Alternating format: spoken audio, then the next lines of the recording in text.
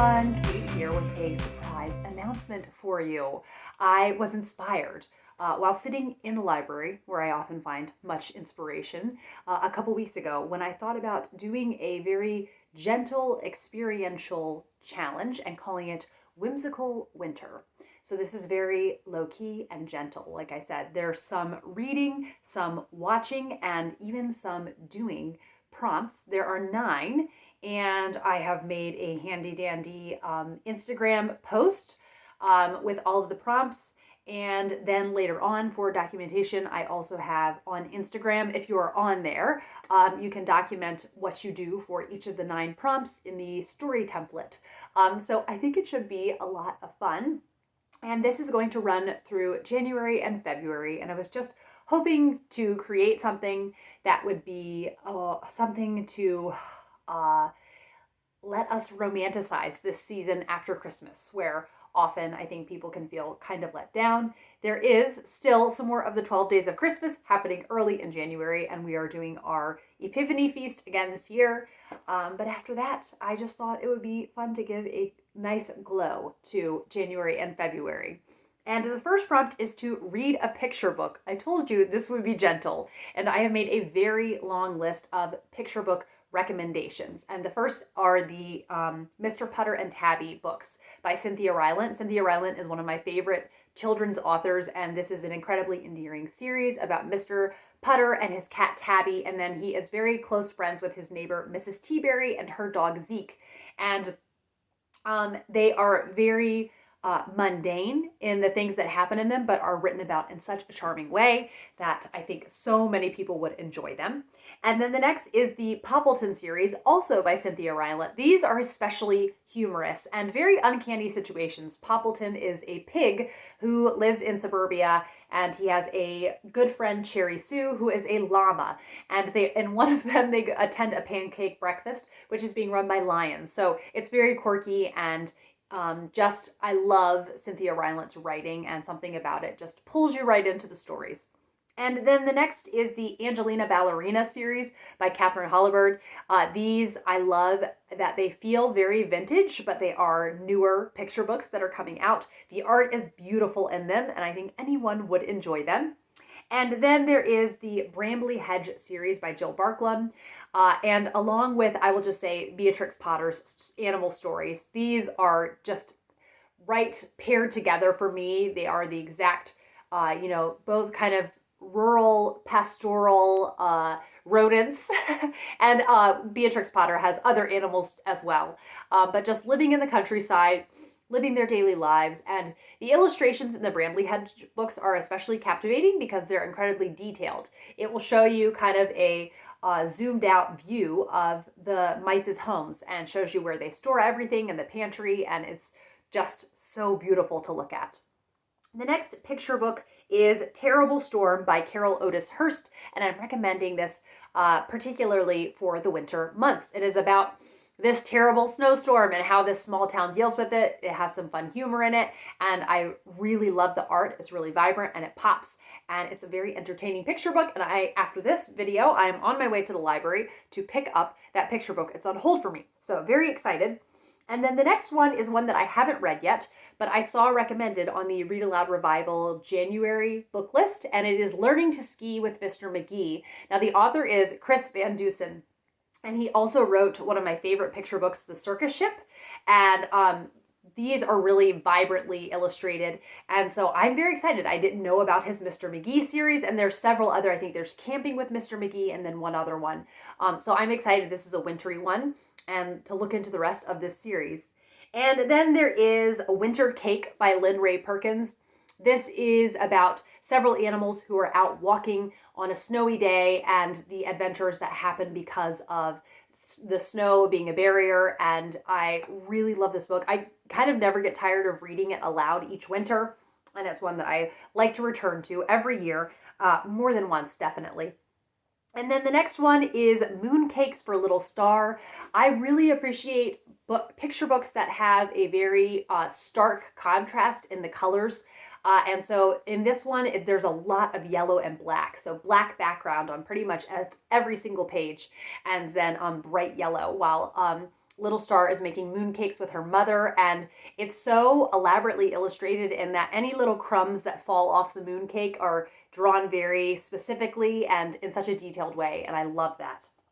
The next one is Magic Ramen, and this is a nonfiction picture book, and it's all about the history of instant ramen being made.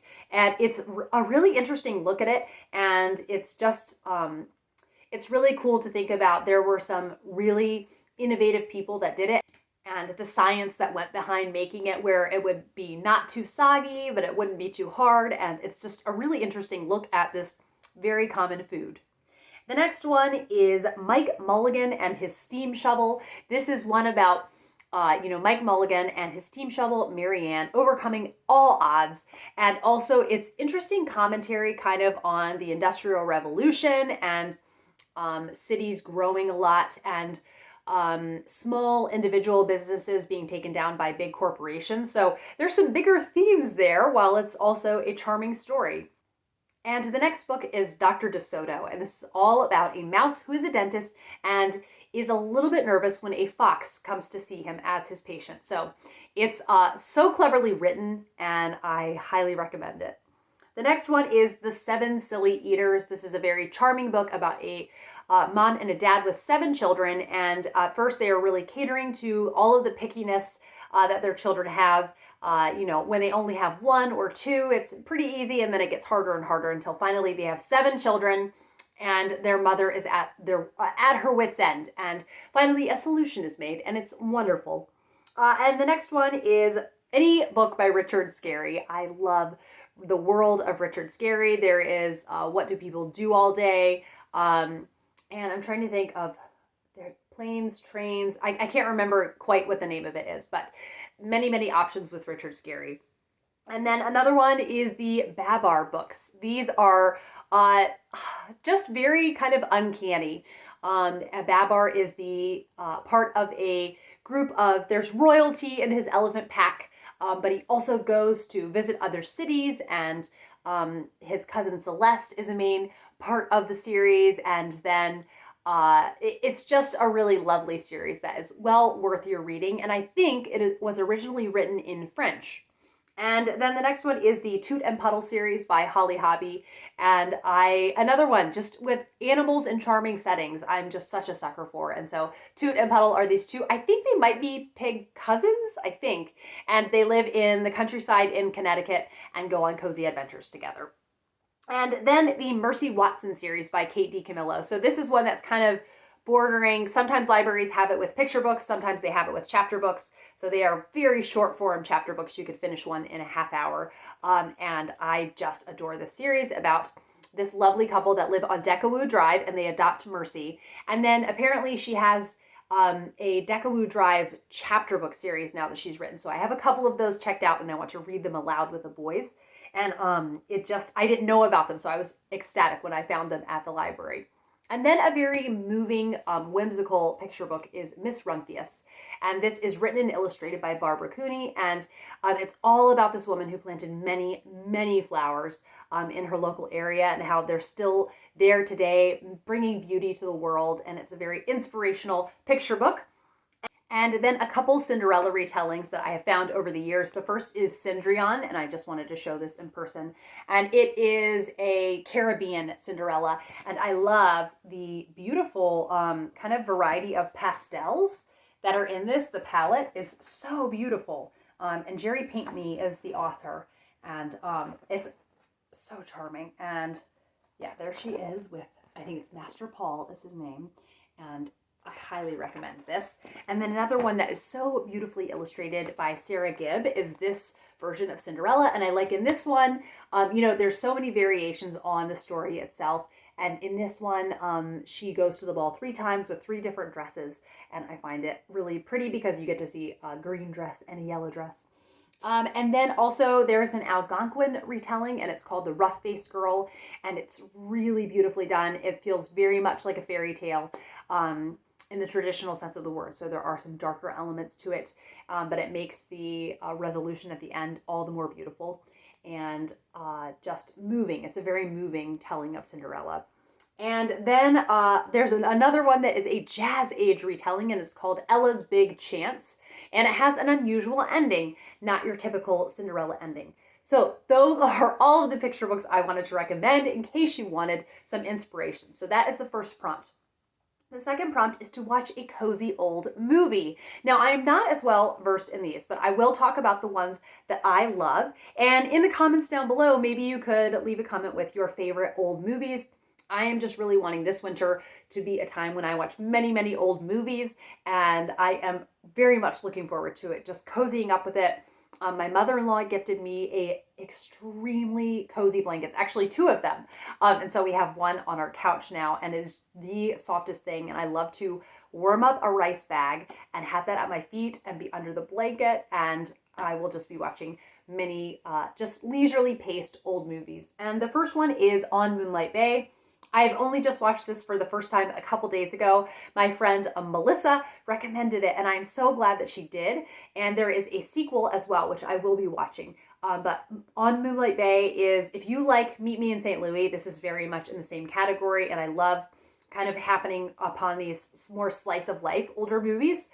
So you really don't have to feel stressed out when you're watching it. You know, it's a very safe world that you're in. I love old suspense films like Hitchcock's, but it's nice to switch things up as well.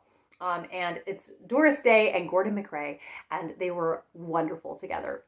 And then the next one is You Can't Take It With You. I have really enjoyed many Frank Capra films that I have watched. And this is one that's way up at the tippity top for me. It's all about this very unconventional family and what happens when the daughter of the household becomes romantically entangled with a very kind of waspy type character. You know, his family's very well-to-do and kind of buttoned up, and just chaos ensues. And it's done in a very charming Frank Capra-ish way. And the next one is To Catch a Thief.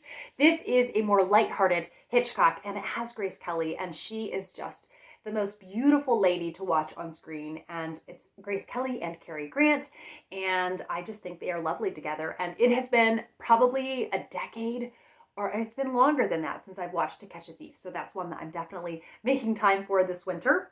And then Glass Slipper. This is a Cinderella retelling starring Leslie Caron, and I think it's very charming and underrated. I don't hear as many people talk about it, and I just really, really love it. She's a very kind of clumsy, uncomfortable in her own skin kind of character, and just it works really well for this movie, and I think her performance is very endearing and sweet. And the next one is The Sound of Music.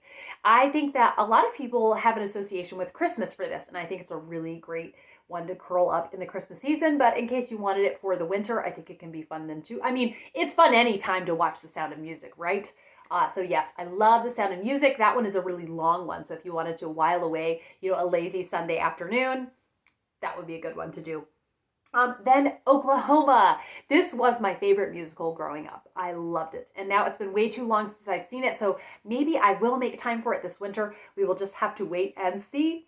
And then lastly, Seven Brides for Seven Brothers. I watched this yesterday with my boys, and they were absolutely captivated. We all had so much fun watching it. It is very over the top, and there's some elements you're like, but it's just good old-fashioned fun. And I love the kind of settler era, and it's just an unusual setting. You don't see as many musicals with that setting, or I haven't experienced as many musicals with that setting, and I found it highly enjoyable. So I don't want to keep this video too long, so those are all the old movies I'm going to recommend. Then the next prompt is to read a retelling. So I have a few Cinderella retellings for you, and it doesn't have to be a fairy tale retelling. And the first one that I want to recommend is a Pride and Prejudice retelling, and that is The Other Bennet Sister by Janice Hadlow. And this is one that I talked about a lot last year when I read it for the first time. I love it so much, and I love the characters that you do have to get through about the first third of the book, but then you're with characters from Pride and Prejudice that is just incredibly delightful to spend time with them. And it just makes for a lovely way to spend a book. The next one is Ella Enchanted by Gail Carson Levine. I had so much fun getting to read with the Kindred Spirits Club last year, and I just love the flow of the story, the pacing of it. I love the character of Ella, and I just find it an altogether wonderful, wonderful story to read. And the next one is The Goose Girl by Shannon Hale. This is a fairy tale that I feel like is lesser known, and so I think it's really wonderful when someone takes a fairy tale that maybe doesn't get as much press and decides to take it and run with it and make it their own, and I love this one. Sadly, the rest of the Chronicles of Prydain, I think is how you say it, I haven't enjoyed as much. So this one definitely shines for me. And then the next one is Son of the Deep by K.B. Hoyle. I just could go on and on and on and on about this Little Mermaid retelling. If you are at all open to reading a fairy tale retelling, please try Son of the Deep. It may be the best fairy tale retelling I've read, or it's tied with Daughter of the Forest. Where did it go? Here we go. Daughter of the Forest, I might as well hold this one up, by Juliette Marillier. I just fell so hard for this book. I love the deep connection to the natural world that the characters have in it. I love the very introspective nature of the books, and it's just such a splendid book to get lost in. And then lastly, the Lunar Chronicles by Marissa Meyer. I did reread this past year, Cinder and Scarlet. Boy, where did the year go? I'm just thinking about my plan to read the whole series. And unfortunately, I don't enjoy Scarlet that much. So then I haven't treated myself to Cress and Winter. So I've told myself any day now I'm going to get started with Cress and Winter. And I'm really looking forward to that. And okay, that is prompt 3. The fourth prompt is to recreate a meal you've read about in a book. I thought this could be fun to think about those books that you love and the food scenes and try to recreate it to the best of your ability. I could be here all day making recommendations, but I will just tell you the meal that I've been meaning to make for, I think it's around 2 years now. We listened to the audiobook of Chitty Chitty Bang Bang, and I love this beach picnic meal that they had. They had hard-boiled eggs, cold sausages, bread and butter sandwiches, jam puffs, which I think I would do like a Pillsbury, what are they called? Raspberry turnovers. I think that's what I would do instead. Fizzy lemonade and orange squash. And I just think that sounds like the most winning combination. And I think Peter's has never had orange soda, which I think orange squash is basically orange soda. So that will be really fun. The next prompt 5, is to read something written or set between 1901 and 1950. So obviously, you know, in the autumn, I'm very focused on 1837 to 1901. But in the early parts of the year, I find I'm drawn to those modern classics or just set in modern classics. And the first one is Mrs. Eris Goes to Paris, a charming Cinderella-like tale. And I think that many modern classics readers would enjoy it. Hopefully it is more easy to access now that the modern adaptation came out. And the next one is The Pursuit of Love, and a little self-promotion here for the Kindred Spirits Club. It is the February book that we will be reading. So you are welcome to join us for the Zoom discussion for that. And the next one is the Betsy Tacy series. I just have to slip it in here again in case you haven't heard me talk about it. If you're new to my channel, welcome. And you hear about Betsy Ray growing up from 5 all the way until she gets married. They're very slice of life and charming, and every character stands on their own 2 feet, and it's a marvelous series. And then Cider with Rosie. This is a modern classic that I love. There's my beautiful Folio Society edition I found in a thrift store, which I was so excited for.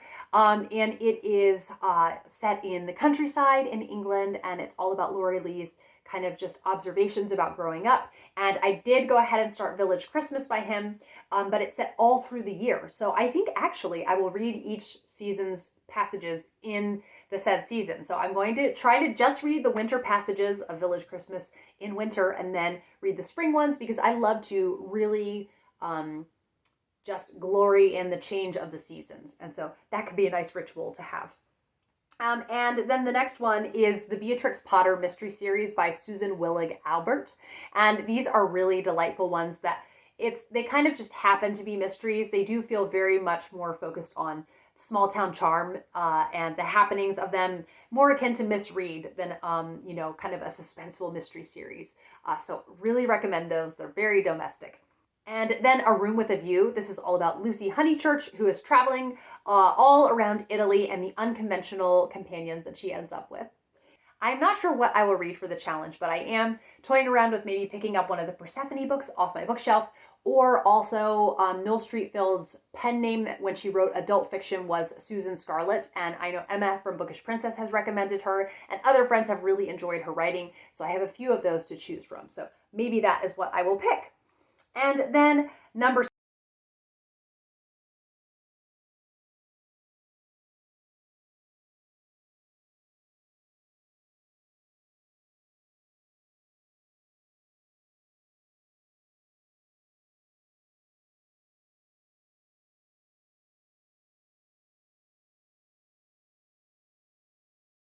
7, read a children's chapter book. So you can tell I'm already I feel like once winter gets here, and winter and spring is when I crave children's fiction the most. And it's just time that I'm craving it. I want to jump into it. And the first one I want to recommend is such a short little gem, and it is Frindle by Andrew Clements. And it has a really big life lesson in a seemingly comical story. And I love that about middle grade books.